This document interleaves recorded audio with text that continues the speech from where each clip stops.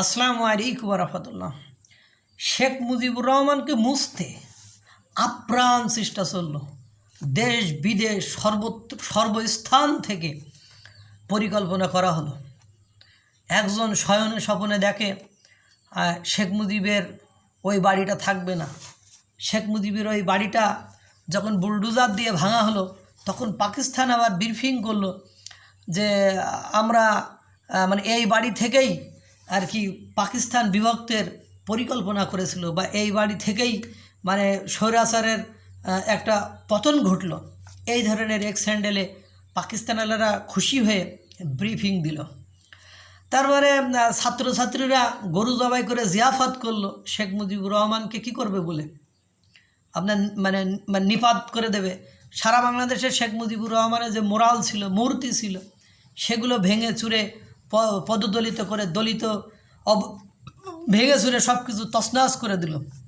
সেখানে বাংলাদেশের সরকার, বর্তমানের উপদেষ্টা সরকার, ইন্টারিম গভর্নমেন্ট, অন্তর্বর্তী সরকার, সেখানে নীরব দর্শকের ভূমিকা পালন করেছিল। কোনো স্টেপ গ্রহণ করেনি, একটা বিন্দু পরিমাণ চেষ্টা বিবৃতিও দেয়নি। যখন সারা বাংলাদেশের সব কিছু ভেঙে শেষ করে দেওয়া হলো, তখন যে বলছে মানে ওই যে জুতা মেরে গরুদানের মতো অবস্থা, সব কিছু করা শেষ, তখন ব্রিফিং দিল যে এটা ঠিক নয়, ভবিষ্যতে এই ধরনের করলে বা আর করলে আমরা কঠোর হতে বাধ্য হব, এটা বলল। This is the reality, we understand it. But এত কিছুর পরেও কি হলো?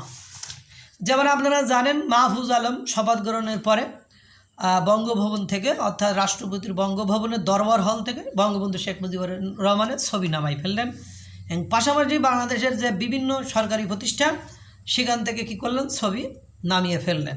এবং কোর্ট থেকেও, মানে যে কোর্ট রায় দিয়েছিল, সর্বত্রই বঙ্গবন্ধুর ছবি উপরে রাখা হবে, সেই কোর্ট থেকেও বঙ্গবন্ধু শেখ মুজিবুর রহমানের ছবিটা নামানো হয়েছিল। কিন্তু দুর্ভাগ্য হলো সত্য যে সেই কোর্টই আবার রায় দিয়েছে যে বঙ্গবন্ধু ছবি তুলতে হবে। কিছুদিন আগে আমাদের সেনাবাহিনীর প্রধানের একটা মিটিং দেখেছিলাম, সেখানে পেছনে বা পাশে আমি বঙ্গবন্ধু শেখ মুজিবুর রহমানের ছবি আমি ওয়ালে দেখেছিলাম। এটা গেল বাংলাদেশের মোরাল, মূর্তি বা ছবি যা কিছু আছে সেগুলো সব ভেঙে বুলডোজার দিয়ে গুড়িয়ে দেওয়া হয়েছে। কিন্তু দিন শেষে কি হলো? পকেটে, মানুষের পকেটে, শোয়ার ঘরে, মূল্যবান জামা কাপড়ের ভেতরে, দোকান পাটে, সর্বত্রই শেখ মুজিবুর রহমান বিদ্যমান আছে। কারণ আগে তো আমরা জানি যে বাংলাদেশের যে টাকা আছে সেই টাকায় বঙ্গবন্ধু শেখ মুজিবুর রহমানের ছবি ছিল। রিসেন্টলি আমরা জানি 22,000 কত কোটি টাকা ছাপানো হবে, সেই ছাপানো টাকায়ও বঙ্গবন্ধু শেখ মুজিবুর রহমানের ছবি থাকবে। যদিও বলছে যে এটা চেঞ্জ করতে গেলে অনেক লস হবে, ক্ষতি হবে, এই জন্য তারা রাখছে। কিন্তু রাখছে তো। অর্থাৎ বঙ্গবন্ধু এমন একজন ব্যক্তি যাকে আপনি ভুলতে চাইলেও ভুলতে পারবেন না, যাকে আপনি সমালোচনা করবেন, যত সমালোচনা করবেন তার ক্রেডিট তত বাড়বে।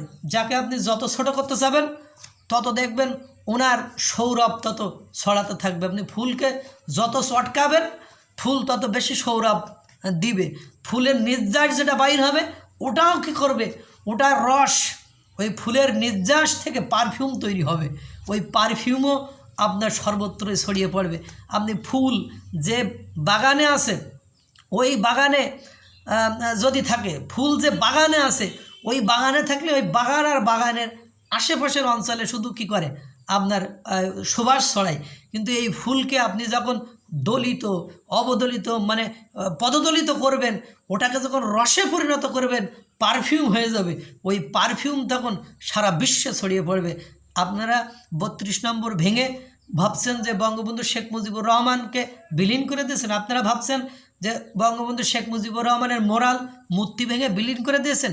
এখন হলো তথ্য প্রযুক্তির যুগ।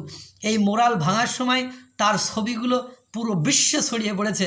এই মোরালে তাদের যে ছবি ছিল, ওই ছবি দেখানোর পরে তো ভাঙছেন, ওই ছবিগুলো পুরো বিশ্বে ছড়িয়ে পড়েছে যে হ্যাঁ, আমরা বাংলাদেশে বসবাস করেও আগে জানতাম না যে বাংলাদেশের এতগুলো স্থানে বঙ্গবন্ধুর মোরাল আছে, বঙ্গবন্ধুর ছবি আছে, বঙ্গবন্ধুর স্মৃতি আছে। এগুলো আমরাও জানতাম না। আমরা ঢাকা বিশ্ববিদ্যালয়ে পড়েও একথা জানতাম না।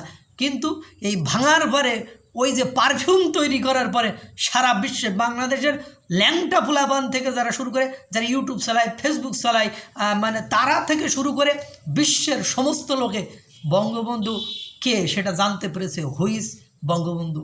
আল্লাহ তাআলা সকলকে ভালো রাখুক, সুস্থ রাখুক। আসসালামু আলাইকুম ওয়া রাহমাতুল্লাহ।